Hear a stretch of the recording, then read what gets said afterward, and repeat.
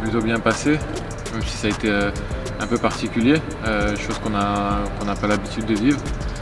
Une prépa un peu tronquée, avec certains matchs amicaux annulés, à des conditions d'entraînement un peu particulières, mais avec toutes les mesures sanitaires qu'il faut respecter. Mais je pense que malgré tout ça, on a réussi à vivre une préparation plutôt normale et plutôt bonne, parce que tout le monde au club a fait en sorte qu'on soit dans les meilleures conditions possibles, et je pense qu'il y a du bon travail qui a été fait. Dans tous les matchs qu'on a disputés, il y a eu du bon et du moins bon.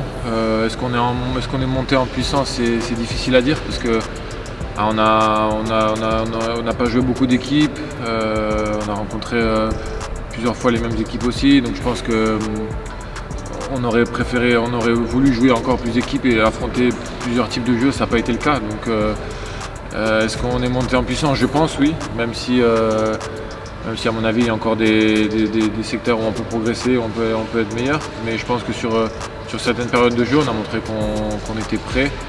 Maintenant il faudra le faire pendant 60 minutes, et on sait que c'est ça le plus difficile.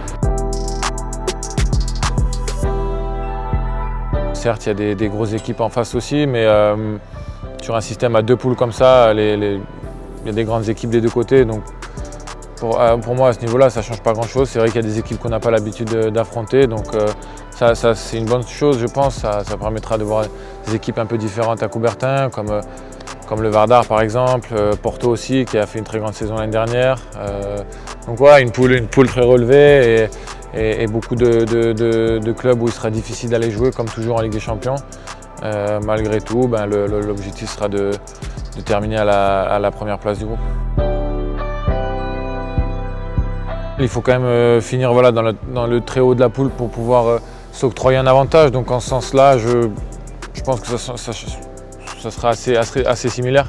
Nous, on bataillera pour le finir le plus haut possible dans cette poule. Et de toute façon, quand on joue à Paris, l'objectif c'est de gagner tous les matchs qu'on dispute, que ce soit dans les compétitions nationales comme en Europe. Donc pour nous, ça ne changera pas grand-chose. On a toujours cette phase de poule très longue où il faut engranger le maximum de points, et puis on fera les calculs après cette première phase.